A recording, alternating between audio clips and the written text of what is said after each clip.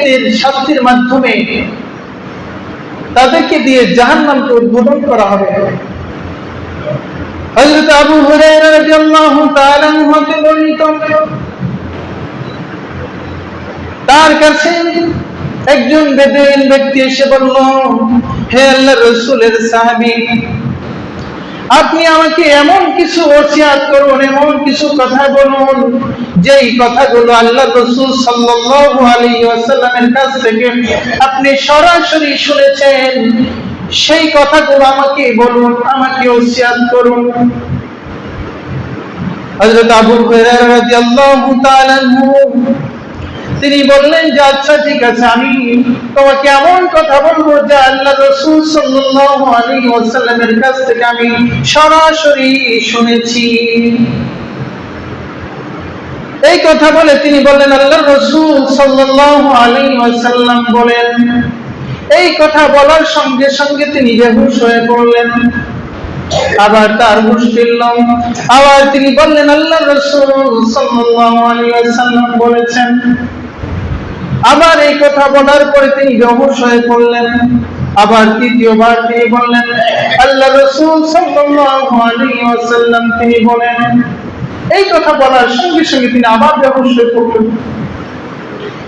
চতুর্থবার যখন তার হুঁশ ফিরল, এরপরে তিনি বললেন, শোনো, আল্লাহর রাসূল সাল্লাল্লাহু আলাইহি ওয়াসাল্লাম বলেছেন, কাল কিয়ামতে আল্লাহ তাআলা যখন সর্বপ্রথম জাহান্নামকে তিনি উদ্বোধন করবেন, তিনজন ব্যক্তির মাধ্যমে জাহান্নামকে তিনি উদ্বোধন করবেন। এই তিন ব্যক্তির এক ব্যক্তি হলো শহীদ। শহীদ ব্যক্তিকে ডাকা হবে, যিনি আল্লাহর রাস্তায় জীবন দান করেছেন, জীবন দিয়ে শহীদ হয়েছেন। আল্লাহ তাআলা তাকে ডেকে বলবেন যে তুমি কি জন্য শহীদ হয়েছ? সে ব্যক্তি বলবে, আল্লাহ, আপনার দ্বীনকে রক্ষা করার জন্য, আপনার সন্তুষ্টি লাভের জন্য আমার জীবনটাকে উৎসর্গ করেছি।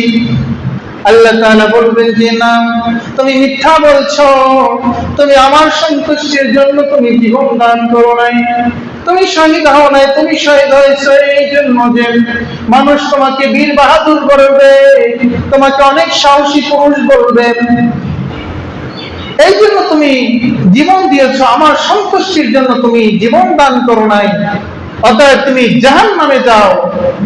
তখন সেই ব্যক্তিকে জাহান্নামে নিক্ষেপ করা হবে। নাউযুবিল্লাহ।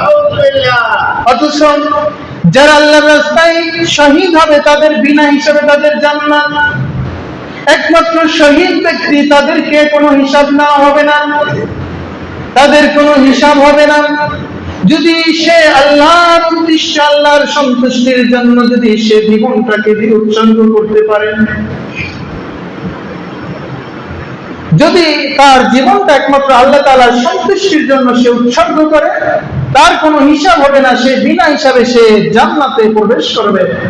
কিন্তু মানুষকে দেখানোর উদ্দেশ্য যদি হয়, তাহলে সর্বপ্রথমই জাহান্নামে যেতে হবে।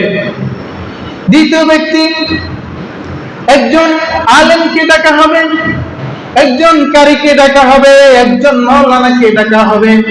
তাকে বলা হবে, তুমি কি জন্য দুনিয়াতে ইলম অর্জন করেছো, কোরআন তেলাওয়াত করেছো? সে ব্যক্তি বলবে যে আল্লাহ, আমি তোমার সন্তুষ্টির জন্য তোমার কোরআন শিখেছি, সুললিত কণ্ঠে তোমার কোরআন তেলাওয়াত করেছি, মানুষকে দ্বীনের দাওয়াত দিয়েছি। আল্লাহ তাআলা বলবেন যে না, তুমি মিথ্যা বলছো, তুমি আমার সন্তুষ্টির জন্য দ্বীন প্রচার করো নাই, কোরআন তেলাওয়াত করো নাই, মানুষকে দাওয়াত দাও নাই। তুমি এই জন্য আলেম হয়েছো, মানুষ তোমাকে বড় আল্লামা বলবে, তোমাকে বড় মুফতি বলবে, তোমাকে বড় কারি সাহেব বলবে, তোমাকে এগুলো দুনিয়াতে বলা হয়েছে, অতএব তুমি জাহান্নামে যাও। তাকে জাহান্নামে নিক্ষেপ করা হবে। বলেন নাউযুবিল্লাহ। তৃতীয় ব্যক্তিকে ডাকা হবে, তিনি হবেন দানবী, যিনি দুনিয়াতে অনেক দান করেছেন, মসজিদ, মাদ্রাসা, বিভিন্ন ভালো কাজে তিনি দান করেছেন। তাকে ডাকা হবে। আল্লাহ তাআলা বলবেন যে তুমি কেন দান করেছ?